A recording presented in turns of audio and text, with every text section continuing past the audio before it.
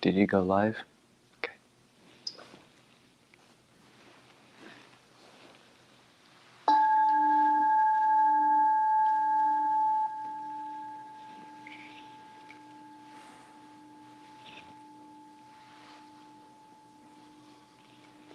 So, okay.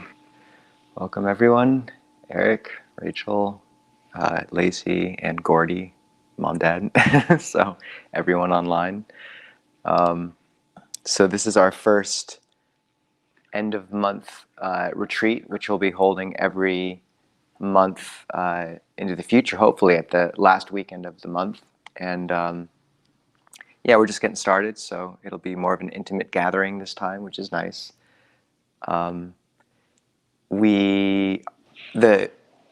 Hopefully the next few talks will be on the Mindfulness of Breathing Sutta or Ānāpānasati Sutta, and just how to use breath meditation effectively in an engaged way.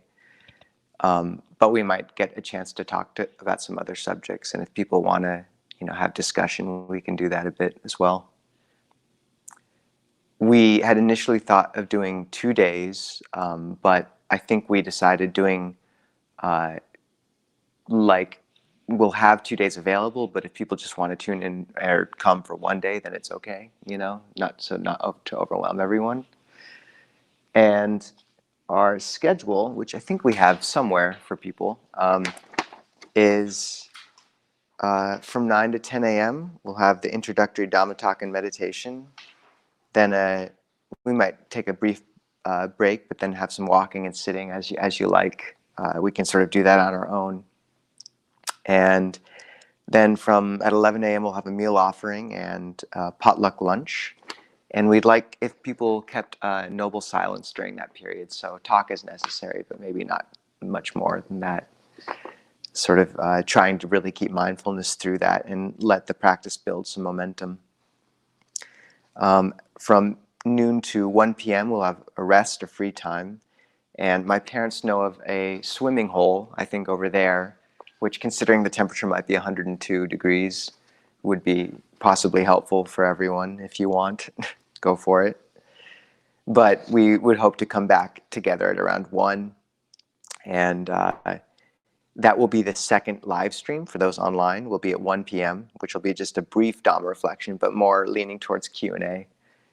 And then a bit more walking and sitting, and then some breakout Dhamma discussion groups, which is something new we wanted to do, rather than just have me talk at you the whole time. Rather, actually have people kind of talk and chat and come up with their own Dhamma reflections, and then maybe share them together.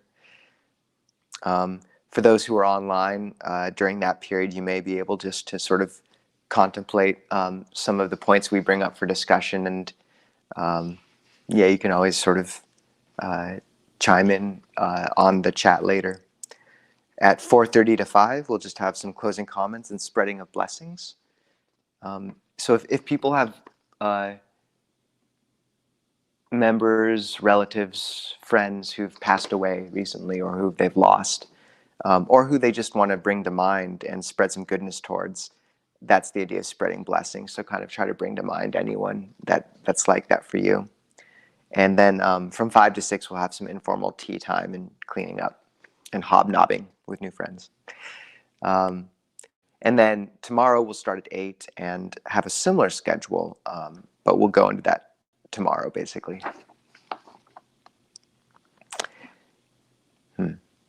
Any questions right off the bat with that? I think if you could get the schedule somewhere. Yeah, we could put one up. Mm-hmm. Yeah, I'll put one up. Yeah. I still use you can do it. Good. I'll put it. Great. Right next to the basket. Next to the books. People know where it is. Okay. Yeah, and if people want to take some of the books, they're all for free. So just have a read,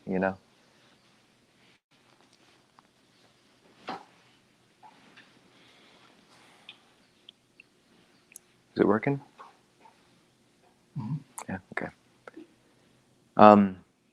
Okay, let's start. Namo tassa bhagavato arahato samma sambuddhassa. Namo tassa bhagavato arahato samma sambuddhassa. Namo tassa bhagavato arahato samma sambuddhassa. Buddhang dhammang sanghang namasami. So I've spoken about mindfulness of breathing before, and maybe some people have seen those talks, and if I'm repeating myself, I'm sorry. But this sutta, the Ānāpānasati sutta, which is Majjhima Nikaya 118, has been a thread through my monastic life, and it keeps coming to mind through the years, kind of echoing deeper and deeper. And it's an amazing sutta, and I think I think in the West we really like these reflections on sort of high wisdom teachings, what is your face before you were born, or this or that. And yet we don't, or maybe sort of conceptual understandings of what the path is for, say, or very transcendent concepts like a bodhi, or, emptiness, things like this. And yet, if we lack that grounding in a basic nourishing practice, then all these things can only go so far. And so I think that's the beauty of really cultivating an engaged approach to mindfulness of breathing, is that it gives us the ability to empower every other practice in our meditation and in our lives.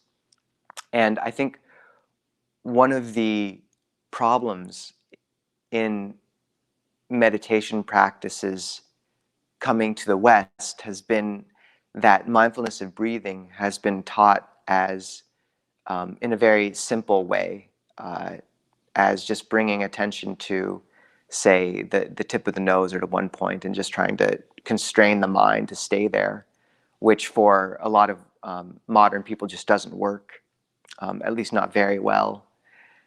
So the way of approaching mindfulness of breathing, which I'm hoping to speak to today, is a much more robust method, and is the method that is taught, in my understanding, more and more by the senior monastics in my tradition and by the practitioners who I respect so much, and also which I believe recent scholarship has pointed to being the method that the Buddha was actually encouraging. So the Buddha spoke of mindfulness of breathing as the abode of the Tathagata, so his abiding and his sort of meditation object, which he appreciated the most. And the sutta where he expounds on it is in the middle length discourses, or where he expands on it in most length is in the middle length discourses, sutta number 118. And there's another sutta where he speaks about how he asks the monks, how do you practice mindfulness of breathing? And one monk, Venerable Arita, chimes in and he says, well, putting aside thoughts of the future and thoughts of the past, mindful I breathe in, mindful I breathe out. And the Buddha sort of says, okay, that is mindfulness of breathing, I don't deny it. But as to how mindfulness of breathing is practiced in full, listen and I will speak. And then he moves through this whole 16 steps of the mindfulness of breathing sutta, the full Ānāpānasati sutta. So what I think has happened a bit is that as meditation practice has been brought to the West, mindfulness of breathing and samadhi practice, or the practice of unifying the mind, has been taught chiefly in the way that Venerable Arita spoke of. You're told very simply, just remain with the breath. Sometimes there's nice, sort of supplementary techniques or instructions, like if the mind wanders off gently, bring it back like you would a puppy, smilingly. The problem is it keeps wandering off, and that there's not a lot of room to play in that paradigm when the only instruction is to bring your mind or attention to one point and just remain with it. Then it becomes an act of will to remain or not to remain. And people sort of, in my experience, many meditators have meditated for 10 or 20 or 30 years trying to sort of power through and wait for that liminal moment when things will suddenly click and they'll become concentrated. I think this is a technique which works against the thinking mind rather than with it. And as Westerners in the modern age, we are addicted to thinking. So this technique seems a bit to me like taking a classroom full of second graders, antsy from just having come in from summer vacation, and telling them to sit down and take a test. And the teacher can yell at them for a while, but there's only so much you can do in that situation. So it's much more effective to kind of let the second graders out, let them run around the playground for a little bit, and maybe collect some samples from a pond, do a wholesome team builder, but direct their energy in a wholesome way until they calm down, and then bring them in and have them sit. So similarly, the approach to mindfulness of breathing, which I've seen more and more expounded on, is more and more encouraged by senior teachers like Ajahn Sucitto, Ajahn Jeff, has been to consider breath, which in Pali is referred to as pana, or in Sanskrit pranya, as a subtle energy that flows through the body. And this allows mindfulness of breathing to become a technique where one expands awareness to encompass the whole body and sees how that breath energy flows. And usually yoga practitioners or practitioners of Qigong are very familiar with this sort of broad awareness of the body. Similarly, I think it is partially why Goenka has been such a successful technique, is because it also provides it doesn't use the language of the breath, but it also allows the thinking mind to investigate and play and become familiar with the landscape of the body, and to reacquaint a practitioner. So before going into the sutta itself, I think maybe just beginning with some basic techniques of how this method of engaged Ānāpānasati is usually taught will be helpful. And then later on, we can go a bit into the move through the actual sutta.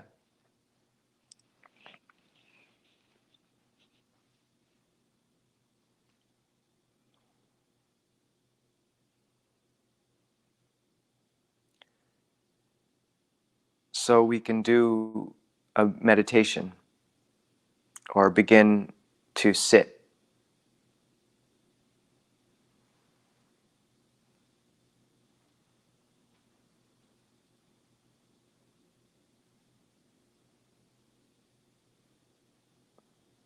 And I think before beginning any long or engaged period of practice, it's helpful to begin with a bit of loving kindness, and really to acknowledge that we're not just doing this for ourselves. To come and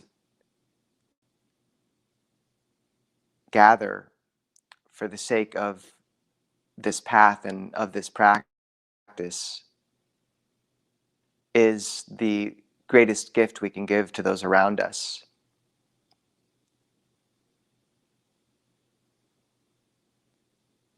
It provides us with internal resources of happiness and well-being, which we can share with them. It lets us keep our centers so we avoid harming others.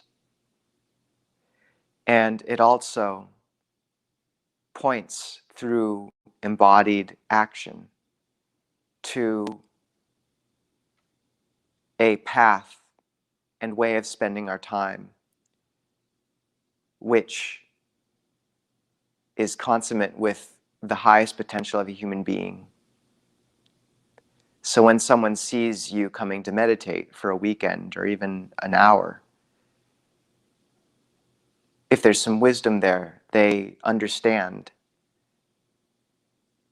that you're pointing to something transcendent in yourself and in them, a potential which we can all approach and devote ourselves to truly purify the human heart.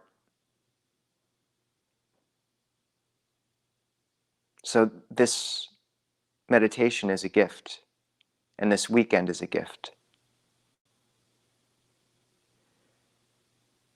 So this is a good time to begin by just bringing that golden glow into the heart of loving kindness and of dedicating this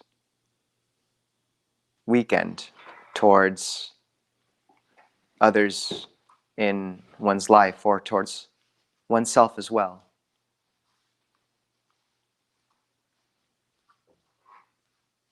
And you can accompany this with a phrase if you want, such as, may I be well, may I be happy, may I be free from suffering, may I be free from fear.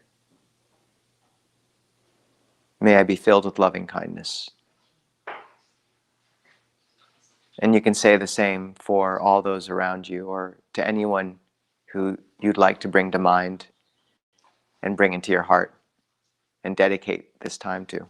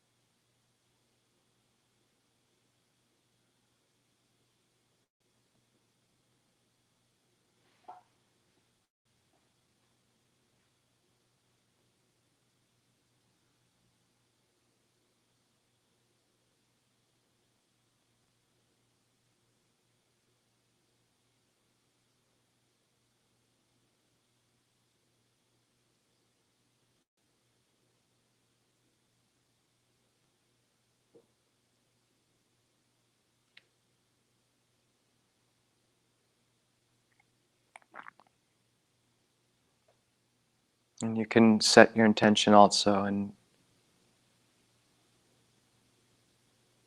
spread love and this goodness to other things which help fan this glow of metta in the heart. Cute things help, so to the birds outside you hear singing, or a favorite pet, a loved friend. Just bring them to mind. May they be well, may they be happy, may they have a place to rest, enough to eat. May this practice be dedicated to them.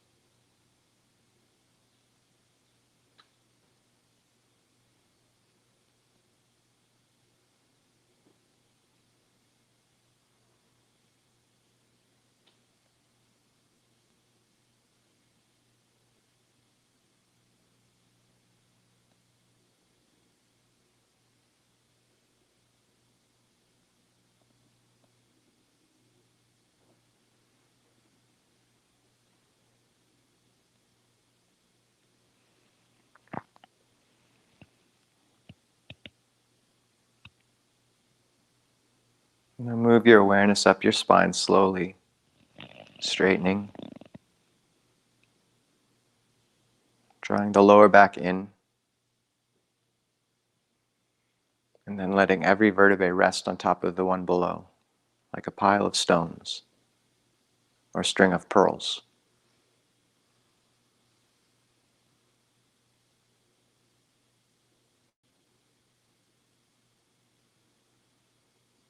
Set the body erect and sit with dignity. Soften the neck, widen the chest, lower the chin slightly.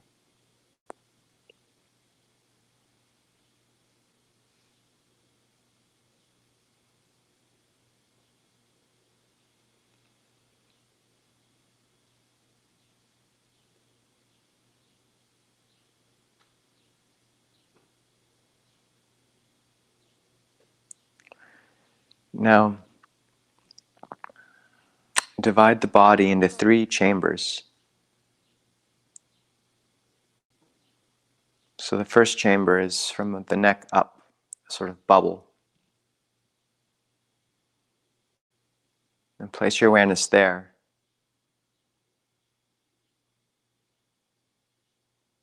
As you breathe.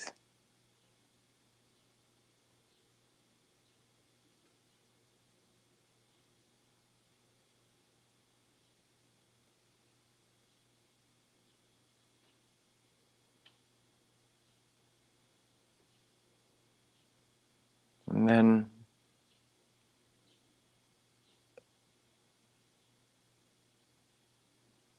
when the mind wants to move on, let the awareness drop to the second chamber, from about the neck to the diaphragm. And breathe there as you let your awareness rest in that chamber.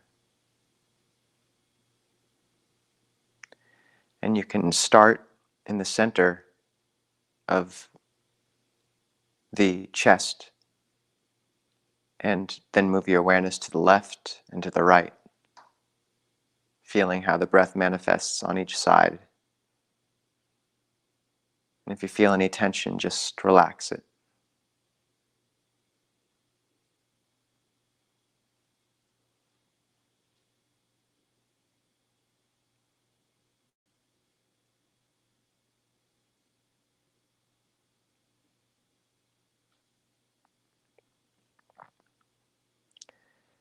And if a visualization helps, you can imagine a glowing white ball expanding and contracting with the breath in the middle of that chamber of the body.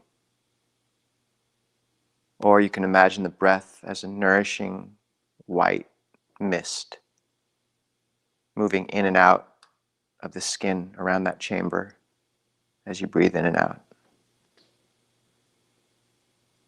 Nourishing and saturating the back, the shoulder blades, the ribs,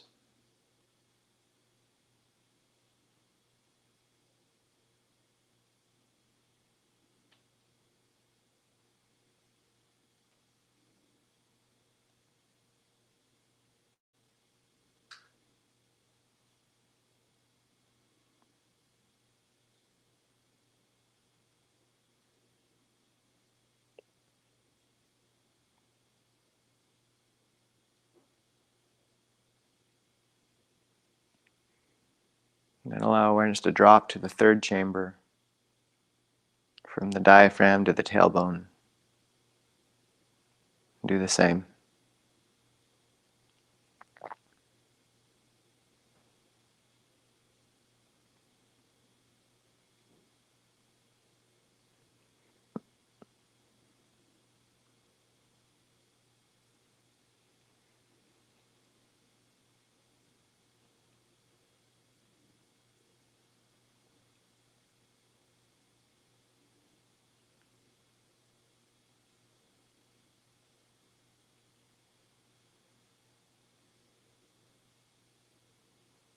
And after that, expand awareness to encompass the whole body, from the crown of the head to the tailbone.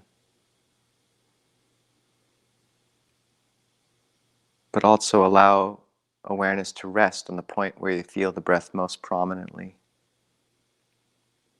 That'll usually be the tip of the nose or a point in the chest, or sometimes the belly, but the tip of the nose is very common.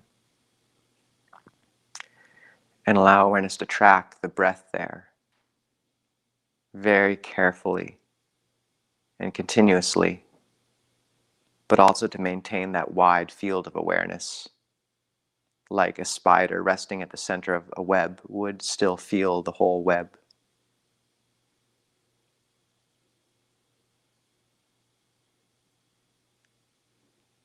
And one's awareness may get more subtle and the breath become shallower or more subtle as well.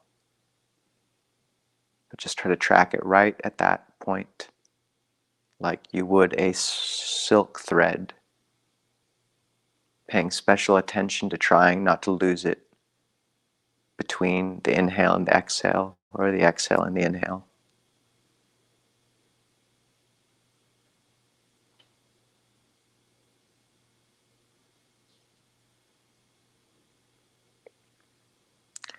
And if one's mind still wants to move, then allow it to. Start the whole process again. Moving into the upper chamber, then the middle, then the bottom, and then expanding awareness to encompass all three.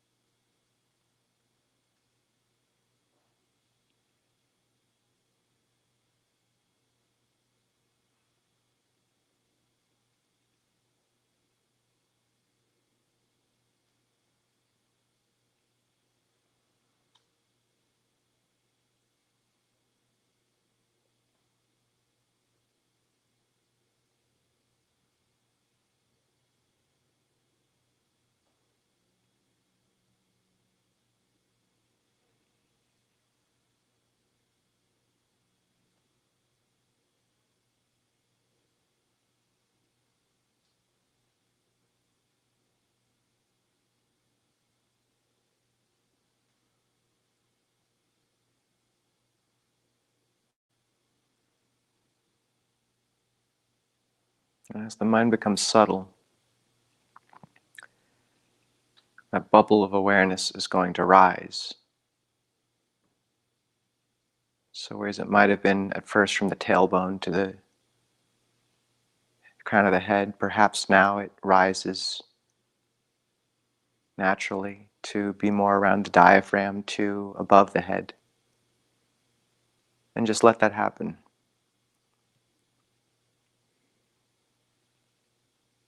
And similarly, one might find that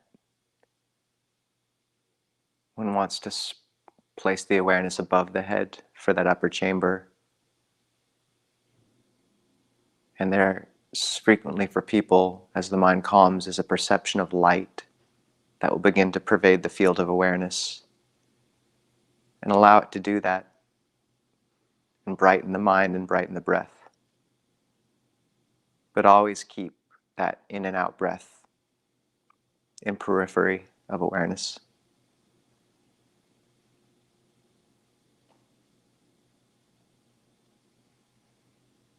And every now and again, if the mind is active, feel free to experiment again with a visualization like that white mist moving in and out of the pores.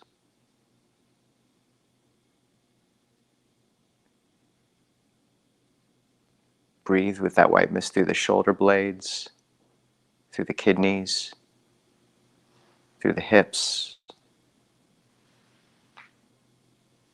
through the eyes. If the mind is active, you can play around a bit. But if it's calm, then let it rest.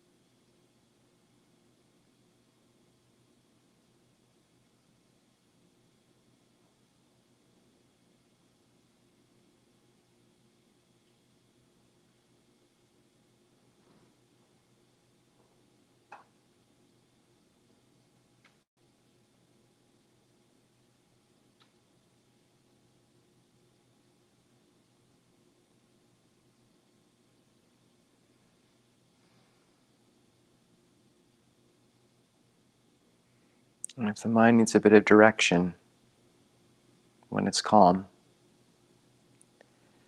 the visualizations might be too much.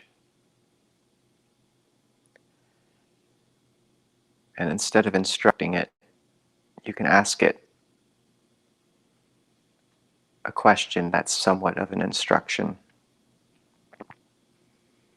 So you can say, where do I feel the breath right now?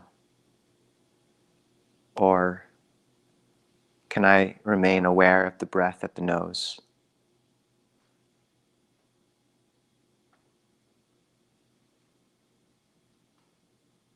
And if you ask that question and just let it ring, when the mind is calm and you drop a perception like that in, then the ripples will last a while. And then if the mind starts to wander, you can ask the question again and direct the mind gently back to tracking that subtle sensation, like a silk thread at the tip of the nose, but aware of the whole body.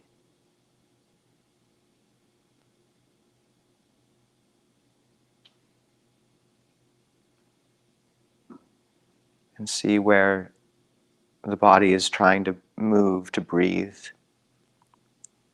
using the lungs as a bellows. And let those movements just relax a little bit. When the breath is subtle, you don't actually have to move that much to breathe. Just let it become more and more the flow of the energy.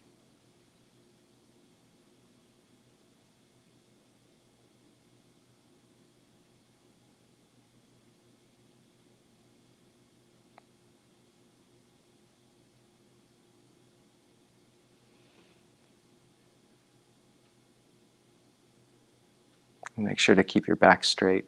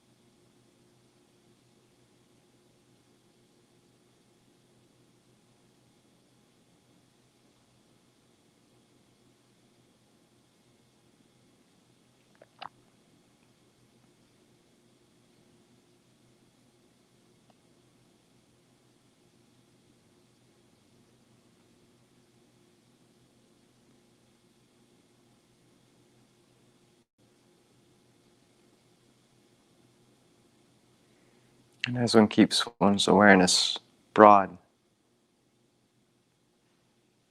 one might begin to feel a flow of that breath energy up the spine and down the front of the body, or sometimes the other way, up the front of the body and down the spine, moving and nourishing.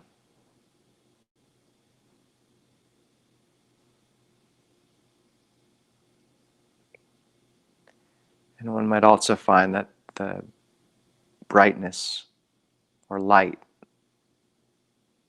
in the mind grows, and that the breath itself becomes almost too coarse for the attention, in which case one can rest more and more with that brightness, as if keeping one foot on that and one foot on the breath, but leaning more and more towards that.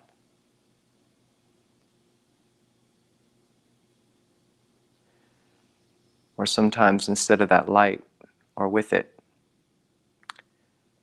the sound of silence, which is a subtle hissing in the ears or ringing that's always there, will become more pronounced. So you can search for that and let the mind rest more and more in that stable object.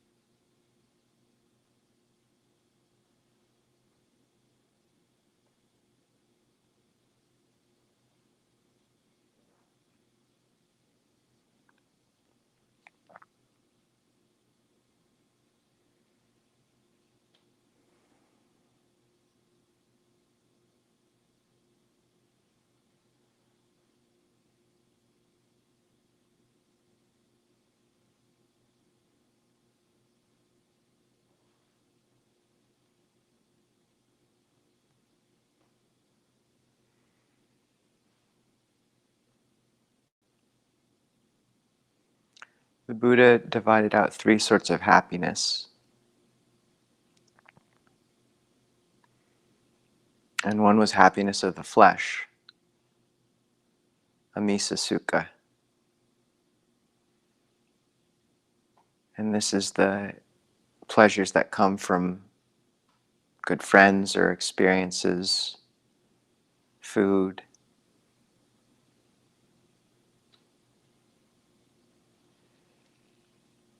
And there's nothing inherently wrong with those, but it's fragile. And frequently it requires us to take from others to get it, or to have things our way. And if conditions change, and the one we love doesn't act like we want them to, or we become sick, then that happiness collapses too. And you see this in people who sometimes they aren't that interested in practice and things seem to be going quite well. But then you enter the end of your life and things collapse very quickly. Samsara works for people until it doesn't. And I had a friend who worked caring for dying people in hospice, and one person he worked with came to a point in his illness. He was a young man where he could no longer eat solid food, and he couldn't see well enough to watch the TV, and he just got angrier and angrier. And this friend told me about how this patient would ask him to make this ice cream sundae, and I think also like a meal of some pizza and vegetables, and just this really luxurious meal all in front of him. And then he'd have to put it in a blender and blend it all up, and the patient would drink it. But somehow it was the only sign or access he still had to any sort of happiness like that. So we cling with white-knuckled desperation to that sort of happiness when it's disappearing. And then the second level of happiness the Buddha talked about was niramisa sukha, which is spiritual happiness. And this is the happiness which is dependent on internal conditions that we cultivate in the practice. So the joy of a unified mind, the brightness of the heart, the goodness cultivated through giving, the deep sense of self-worth we get when we hold morality and sila for many years and know that I'm someone who will never kill, I'm someone who will never lie. And this, the sense of purpose. And this is a happiness which is not fragile, because it's not dependent on external conditions. And even at the end of one's life, people can move and all that right now, it's fine. This is more of a talk at this point. And people who, when one has that sort of happiness, then even if the body goes, or even if external conditions shift, then one isn't shattered with those external conditions. And this is the essential resource we cultivate when we practice, is some sort of happiness which is a true possession in a certain sense. And if we've cultivated that internally, then not only do we have a happiness which can outlast the healthy body, or things externally being exactly as we want them to be, but it also lets us hold people in our lives much lighter. So instead of having our spouse or our loved one or our child be exactly like we want them to be and trying to control them, then we can instead, we don't need them to act a certain way because we have an internal source of happiness. And then when we're with people, we can really be with them, and we can really listen to them and love them with the love that grants them freedom and wants the best for them, rather than wanting them to be as we want them to be. And that's true love. So when we sit in meditation, when we cultivate these inner resources with the breath, we're creating a refuge for ourselves. We're creating this niramisa sukha, this spiritual happiness.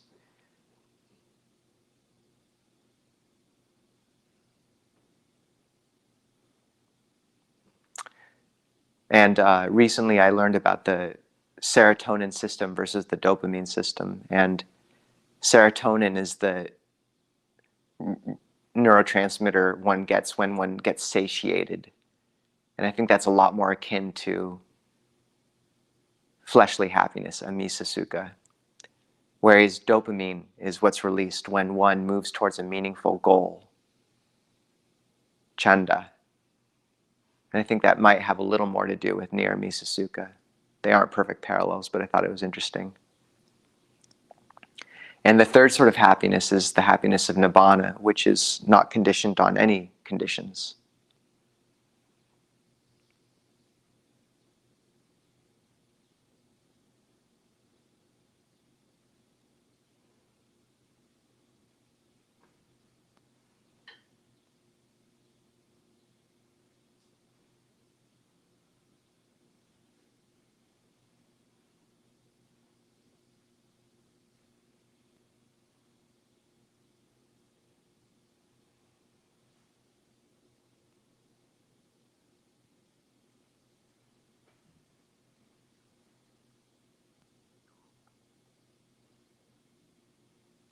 And as we practice little by little, that spiritual happiness does grow. And in the suttas, there's a phrase that says that one becomes sensitive to the pleasure of being blameless. And that sort of subtle pleasure manifests little by little over our lives and over our practice. But sometimes there's also the expectation that things will just grow naturally. And one of the beauties of this way of practicing breath meditation, which we'll go into, is that one can really develop it as a skill and become very agile at using the breath energy to calm unwholesome mind states and to brighten the mind. And it's a very active cultivation of this sort of spiritual happiness.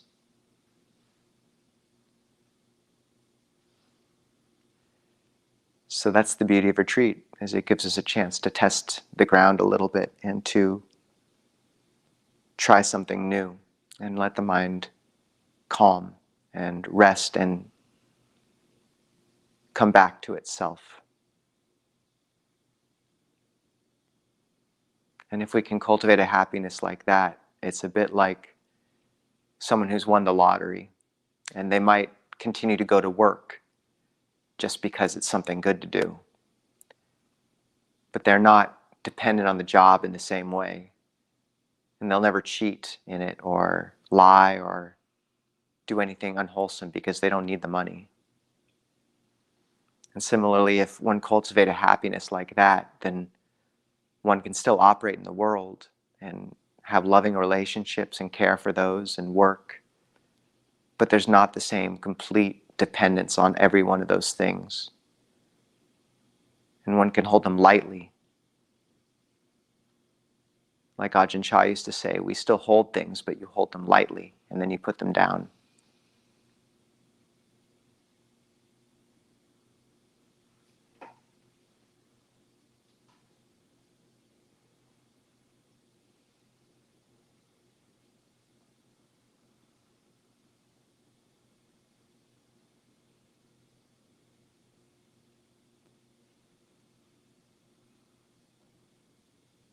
So it's good to set our intention at the beginning of these retreats, for the retreat and for our lives in general. To cultivate, make much of, and nourish something in us, which is a happiness brighter, more stable than any of these other ones, as a gift to ourselves and to the world and those we love. And that this is the highest goal of a human life.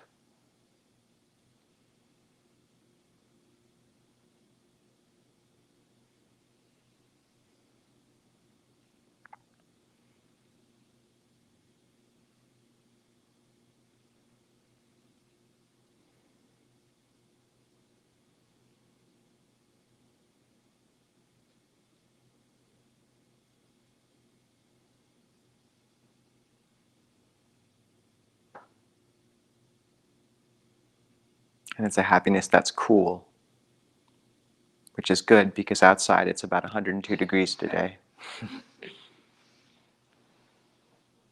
So.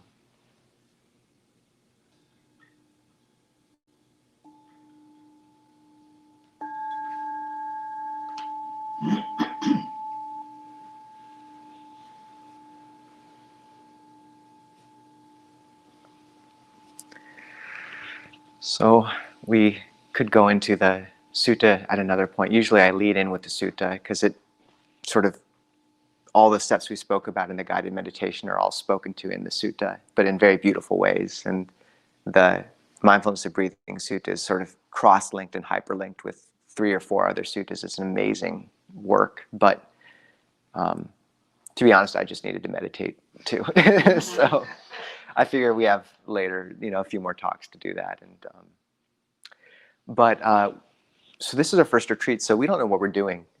So one thing we thought we'd try is we have set next to have a period of walking and sitting. In our tradition, frequently you'll sort of go somewhere and do walking meditation, which is, for those who haven't done it, you cross your hands in uh, front of your body, not behind, because that's sort of too casual, and you set a length about 20 paces long, and you walk sort of slowly, but not too slowly, from one end to the other, reestablishing mindfulness at the middle and at the end, then turning, and then walking again, reestablishing mindfulness at the middle, at the end, and so on and so forth. And I know monks who this is their main practice. They'll walk for 8, 9, 10 hours a day and enter extremely deep states of concentration. The Buddha praised walking meditation by saying that the concentration you gain from that is more stable than from sitting.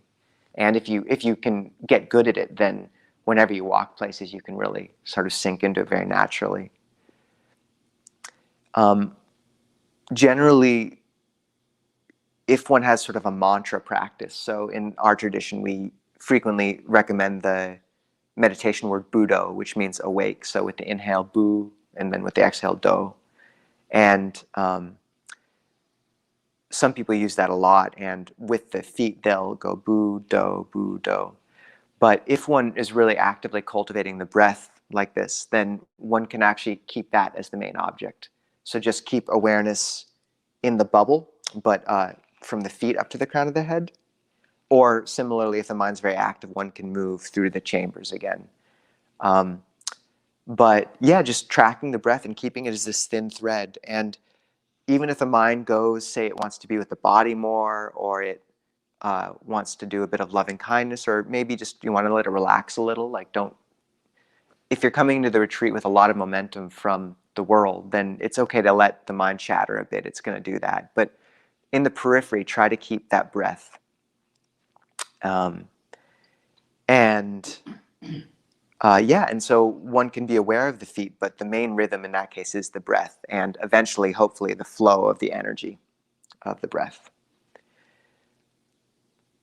And usually you find a little spot and do it, but we've done this at Abhayagiri during the winter retreat when it's freezing outside, and everyone starts running into each other. And it becomes this fun thing where, you're trying to cultivate like loving kindness, but there's like the person walking right where you were going to walk.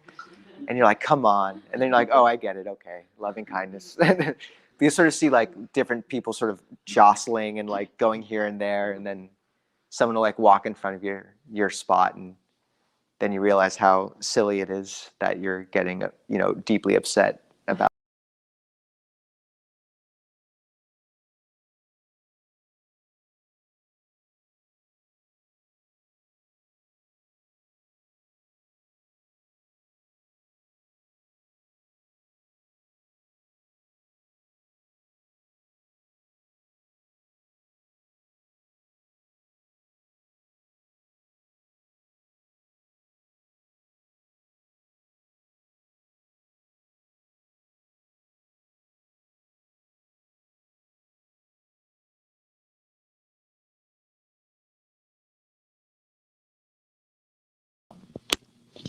But I thought we could do walk around in sort of a group for maybe half an hour, maybe 15 minutes. Maybe 20 minutes. 20 minutes? 20 minutes and 20 minutes and 20 minutes. Should we do that? Minutes, walking 20 minutes. Let's do that. Yeah.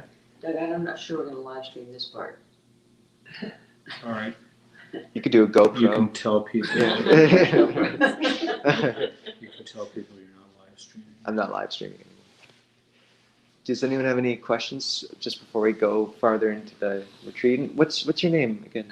Jeannie. Jeannie, we've met, haven't we? No. Okay. I always say sometimes I say that because it's safer, but I also assume that it's not a lie. I actually think we might have. So okay, Jeannie. Okay, well if you maybe didn't have that outfit on, but Thank you. with that, I wouldn't know. I didn't remember. And you're from Winthrop as well. I'm from Twist, south of Twist, actually, Benson Creek. Well, welcome. Thank you. Yeah. Very much. I'm really glad to be here. No, it's wonderful to have you and everyone. Yeah. Okay. And schedule, Jeannie, is next to those books over there. Okay. And we'll make you a copy of the Ānāpānasati sutta that everyone has. Right, Doug? Or Right. yeah. Good. If you want to share with someone, it's also all right. It's I'm nice to proud have of it. them. It's nice to bring it home, because the whole path Oh, till okay. liberation It's is like a party favor. Liberation is right there. from the page. Oh yeah, Step it by does. step. Yeah. So if you exit out of it, it'll go to past live streams. So just exit out. You might have to close the window instead or something.